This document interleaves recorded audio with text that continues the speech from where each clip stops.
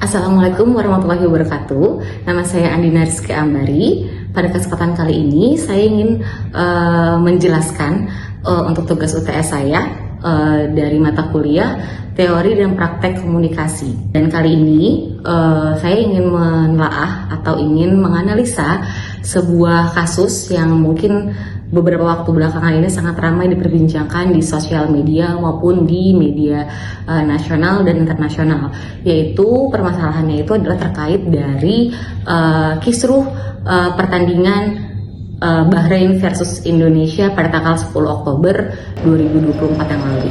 Nah, jadi kualifikasi Piala Dunia FIFA 2026 yang nantinya akan diselenggarakan di Amerika, Kanada, dan Meksiko pada tahun 2026 nanti, dan Indonesia itu masuk di zona Asia, yaitu di grup C bersama ada Jepang, Australia, Arab Saudi, Bahrain, dan Cina. Untuk klasemen saat ini Indonesia berada di klasemen urutan kelima dengan poin 4 dari 4 kali bermain. Nah, kisruh ini yang terjadi itu antara waktu pertandingan Bahrain versus Indonesia yang dilakukan di Bahrain sana pada tanggal 10 Oktober 2024 yang lalu.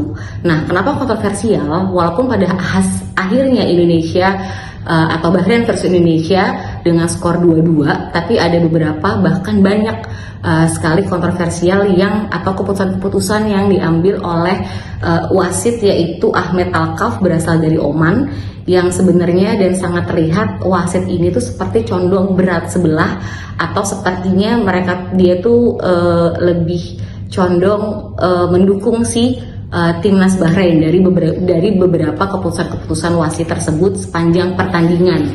Contoh kecilnya aja, misalnya waktu pas ada beberapa pemain Indonesia yang diselengkat atau hingga jatuh, wasit tidak menunjukkan peluit, tandanya ada pelanggaran. Tapi ketika ada Bahrain yang diselengkat dan jatuh, langsung dikasih kartu kuning maupun langsung diberikan peluit pertanda adanya pelanggaran. Nah, yang paling terlihat di sini adalah ketika hampir menit 90 Indonesia unggul dengan skor 1-2. Sepertinya sudah 3 poin di depan mata dan kemenangan sudah di depan mata oleh Indonesia. Tetapi dari informasi yang kita dapat, yaitu sebelumnya pertandingan akan dikenakan waktu lebih, yaitu 6 menit yang sudah dikonfirmasi oleh asisten wasit dan VAR hanya diberikan waktu 6 menit, berarti 90 plus 6. Nah, tetapi pada kenyataannya waktu extra time-nya ini lebih dari 6 menit, yaitu sampai menit ke-9. Jadi 90 per 9. Jadi pada waktunya yang lama dari si extra time tersebut, nah itu si timnas Bahrain berhasil mencetak 1 gol. Karena memang tidak bohong, timnas Indonesia mentalnya menjadi lebih turun karena adanya insiden ini gitu, dan di situ akhirnya Indonesia kebobolan sehingga Bahrain bisa menyamakan kedudukan menjadi 2-2. Dan disitulah menjadi kontroversialnya adalah yang semula harusnya 90 plus 6 menjadi 90 plus 9, karena tidak lama timnas Bahrain itu memberikan 1 gol, yaitu yang dibuat di menit ke 90 plus 9 tersebut. Tidak lama peluit panjang pun berakhir. Jadi Indonesia dan Bahrain sama-sama mengantongi 1 poin alias jadi 2-2, yang seharusnya Indonesia bisa menang pada saat itu. Nah, setelah laga kontroversial ini, tim pelatih Indonesia Shin Tae-hyung pun ketika konferensi pers bersama dari federasinya Bahrain, ia juga sempat menolak ketika salaman karena it's not fair bagi si Shin Tae-hyung sendiri, dan ada beberapa amarah yang dilakukan oleh beberapa pemain timnas Indonesia karena adanya keputusan-keputusan dari wasit yang memang condong tidak fair atau tidak fair play. Bahkan di media sosial pun ramai sekali diperbincangkan. Contohnya ada dari media dari luar negeri, dari Jepang, dari Vietnam, bahkan dari Thailand pun. Jadi ada beberapa jokes meme yang seperti ada di sini, yaitu dari Instagram 433, ini salah satu media besar di sosial media, yang menuliskan 90 plus 6 sama dengan 99, dan ini menjadikan sebuah jokes selama beberapa waktu di sosial media, bukan hanya di Indonesia pastinya, tapi juga di luar negeri juga, karena ini memang benar-benar disoroti banget keputusannya. Dan usutnya usut, ternyata ketua federasi atau AFC-nya ini adalah orang dari Bahrain. Jadi banyak sekali yang akhirnya membuli tanda kutip si timnas Bahrain itu, dan haters dari Indonesia pastinya sudah langsung menyerang ke akun sosial media officialnya si Bahrain. Bahkan mereka sampai sempat menutup kolom komentar karena pastinya langsung diserang dan diserbu oleh pecinta sepak bola di Indonesia. Karena meruntut sejenak ke belakang, sepak bola ini merupakan salah satu pertandingan yang bisa dibilang adalah pemersatu bangsa, dan salah satu sepak bola yang paling banyak digemari oleh penduduk Indonesia gitu. Dan bahkan Indonesia sendiri menjadi fanbase terbesar untuk pertandingan sepak bola di seluruh dunia, baik itu untuk Euro maupun itu untuk Piala Dunia, bahkan untuk Liga Inggris pun Indonesia menjadi salah satu yang penontonnya paling banyak, antusiasnya paling banyak. Contohnya Indonesia bisa menjadi salah satu fanbase terbesarnya klub Manchester United asal Inggris. Itu salah satu background story-nya kenapa memang ini akhirnya menjadi sangat ramai. Bahkan tidak lama dari kejadian ini, timnas Bahrain mengajukan ke AFC kalau nanti di Maret 2025 itu adalah away, itu adalah pertandingan antara Indonesia versus Bahrain yang akan dilakukan di Gelora Bung Karno. Itu mereka meminta pertandingan tersebut dilakukan di luar Indonesia. Itu lantas pasti langsung mendapatkan reaksi yang sangat besar dari para netizen, dan bahkan dari ketua PSSI sendiri Bapak Erick Thohir juga sudah menyatakan surat keberatannya ke AFC dan FIFA. Dan nanti aku akan sambil menjelaskan teori, aku juga akan menjelaskan sampai hari ini sudah mendapatkan kabar terupdate tentang kasus ini dari FIFA. Nah, dari kasus ini kita bisa menggunakan teori social judgment theory. Jadi memang di social judgment theory ini, jadi untuk model komunikasi yang kita pakai itu adalah model komunikasi De Fleur. Dan ini di sini ada bagannya. Nah, jadi model komunikasi ini adalah pengembangan dari arti model yang digunakan oleh Shannon dan Weber. Jadi De Fleur ini mempersoalkan arti dari sisi pernyataan yang disampaikan dan arti dari isi pernyataan yang diterima. Jadi apa yang disampaikan dan diterima, seperti yang kita lihat sebelumnya yang disampaikan adalah keberatan dari timnas Bahrain kalau misalkan nanti pertandingan di Maret 2025 ini akan dilakukan di Indonesia karena dengan alasan keamanan. Padahal sebenarnya kalau misalkan mereka fine-fine aja mungkin tidak akan menjadi seperti ini, atau kenapa mereka jadi takut untuk ke Indonesia di tahun 2025. Bahkan ini kan pertandingannya akan terjadi di Maret, which is itu masih lama. Ini ada sebuah noise yang dapat dipengaruhi oleh semua unsur komunikasi. Jadi noise-nya di sini adalah mungkin serangan dari netizen tersebut yang mengakibatkan mereka jadi takut untuk datang ke Indonesia dengan alasan keselamatan bagi para seluruh pemain timnas dari Bahrain. Nah, jadi bukan seperti Shannon dan Weber, noise hanya terjadi antara unsur transmitter atau alat pengirim dan unsur receiver atau alat penerima. Pengirimnya itu adalah dari postingan dari para media-media, baik itu media di Indonesia maupun media di luar negeri, dan diterimanya adalah orang-orang yang memang membaca atau yang relate, seperti misalnya para pemain dari timnas ataupun pelatih atau mungkin anggota-anggota dari konfederasi timnas Bahrain itu sendiri. Nah, jadi De Fleur ini menemukan adanya umpan balik, jadi bukan cuma sekedar penerima dan pemberi dan penerima aja, atau alat pengirim dan alat penerima aja, tapi dari De Fleur ini menemukan adanya umpan balik atau feedback.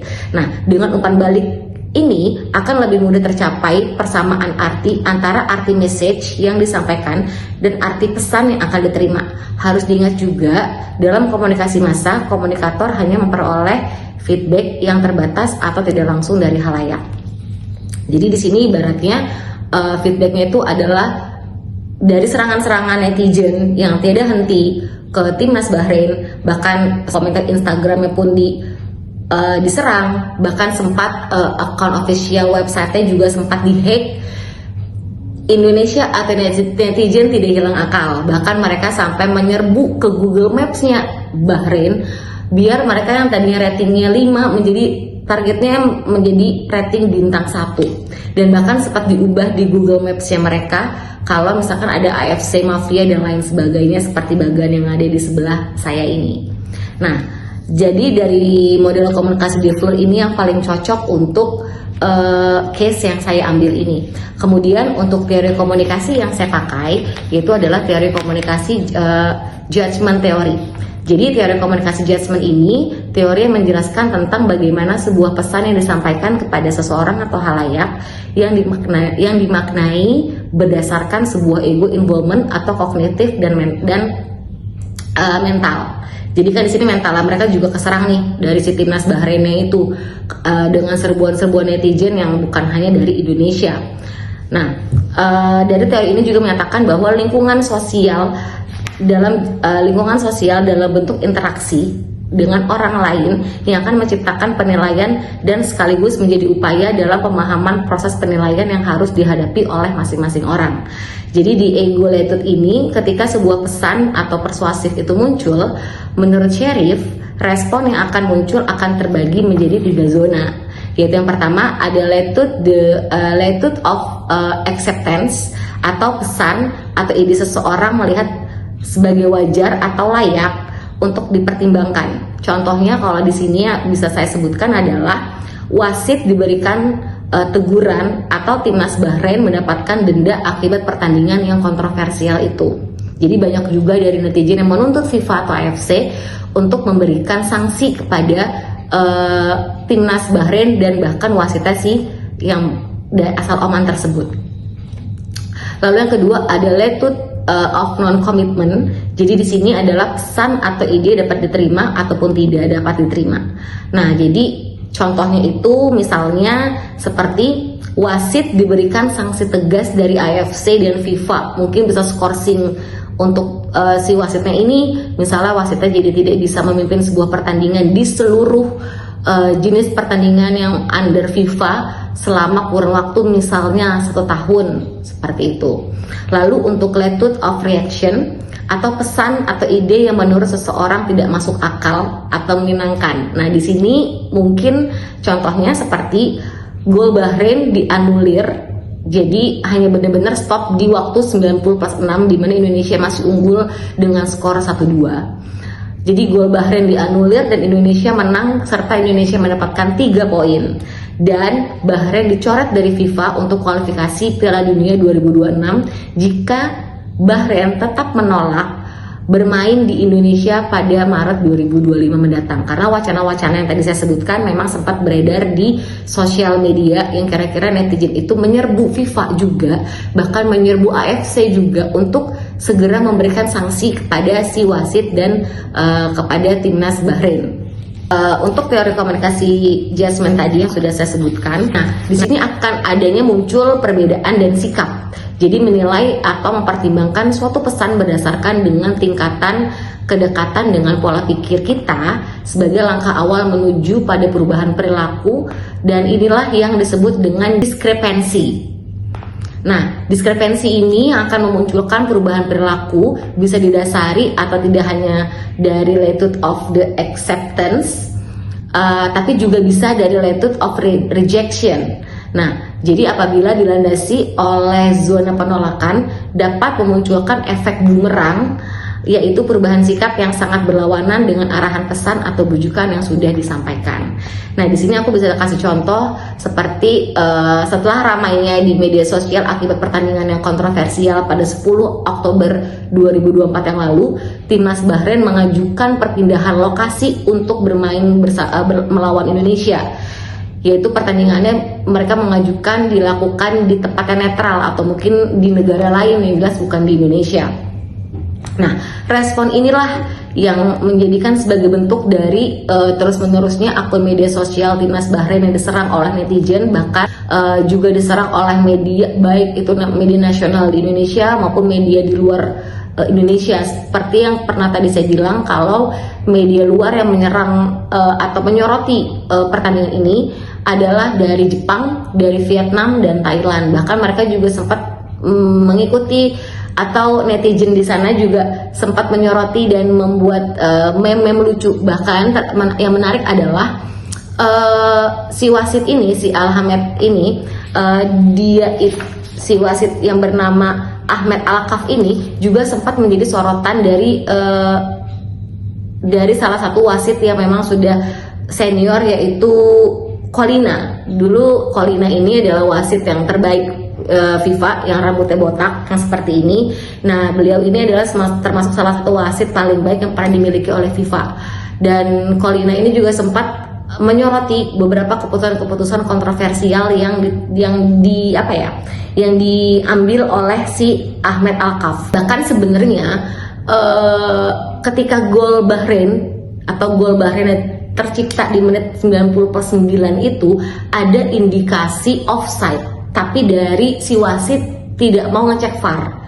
Karena memang ketika kalau di pertandingan di internasional ya, kan sudah ada VAR. Jadi kalau misalkan ada indikasi offside, itu biasanya wasit VAR pasti memberikan kode ke wasit utama atau wasit yang ada di dalam lapangan untuk ngecek ke layar monitor VAR, untuk benar-benar ngecek apakah ini golnya sah atau tidak. Tapi si Ahmed Al-Kaf ini tidak melakukan hal tersebut. Padahal si wasit VAR ini sudah memberikan kode, tapi diabaikan. Dia langsung meniup peluit panjang yang berarti pertandingan telah selesai dengan skor 2-2. Ya, kita balik lagi ke respon yang dari netizen tadi ya. Kan respon dari si Bahrain itu adalah dia langsung minta tempat lokasi lain dan demi keselamatan, dan netizen menyerbu akun media sosial. Bahkan yang tadi saya bilang, kalau Indonesia tidak kehilangan akal, si netizennya mereka malah menyerang ke Google Maps-nya si Bahrain. Jadi sempat tertulis seperti ini, bisa saya remind kembali, itu sampai ditulis AFC Mafia dan lain sebagainya. Bahkan sampai nulis di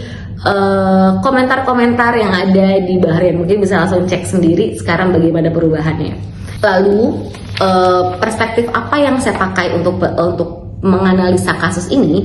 Yang di sini perspektif yang saya pakai ini adalah positivisme. Jadi paradigma positivisme ini yang paling cocok untuk kasus ini menurut saya. Yaitu paradigma positivisme di sini mendefinisikan komunikasi sebagai suatu proses atau sebab akibat yang mencerminkan pengirim pesan atau komunikator atau encoder untuk mengubah pengetahuan, sikap atau perilaku penerima pesan atau komunikan atau decoder yang pasif. Nah, komunikasi terjadi secara sengaja dilakukan oleh seseorang untuk menyampaikan rangsangan dalam membangkitkan respon dari orang lain. Jadi misalnya seperti headline-headline yang ada di sosial media yang memang sangat memancing komen-komen dari netizen. Lalu model komunikasi linear atau komunikasi satu arah merupakan salah satu model yang paling banyak dikenal dan mudah dipahami hingga saat ini. Misalnya banyak sekali yang tadi saya bilang, banyak sekali respon dari media dan dari netizen di sosial media yang terus-menerus membahas tentang pertandingan ini antara Bahrain versus Indonesia. Jadi dan bahkan hingga pada hari ini terupdate, yaitu tanggal 24 Oktober 2024, FIFA secara tegas memutuskan jika pertandingan pada bulan Maret 2025 mendatang akan tetap berada di Indonesia. Jadi FIFA sudah memberikan komentar dan sudah memberikan instruksi kalau misalkan pertandingan tersebut tetap berada di Indonesia. Berarti pengajuan dari timnas Bahrain secara tidak langsung ditolak oleh FIFA, ya. Nah, jadi kalau misalkan timnas Bahrain ini tetap menolak dan tidak mau bertanding ke Indonesia yang akan diselenggarakan di Stadion Gelora Bung Karno. Nah, jadi Indonesia itu bisa otomatis berpeluang menang secara WO atau walkout gitu. Jadi kalau misalkan timnas Bahrain tetap nggak mau main, ya Indonesia secara otomatis langsung menang dan langsung mengantongi 3 poin. Jadi kans Indonesia untuk lolos di Piala Dunia 2026 bisa semakin lebar. Nah, dari kejadian ini sangat menarik, banyak banget media dan netizen bukan hanya di Indonesia tapi juga di Jepang, Vietnam dan Thailand.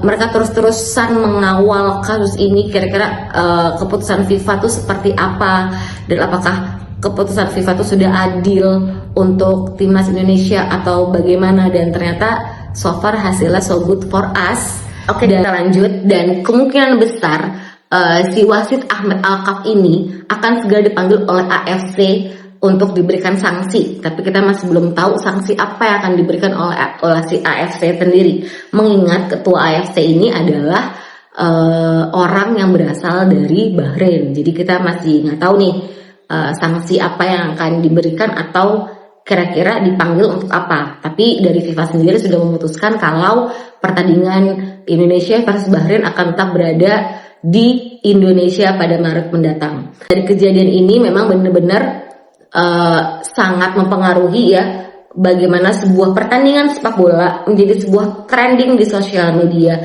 kemudian trending juga di media nasional dan internasional juga ikut menyoroti ini.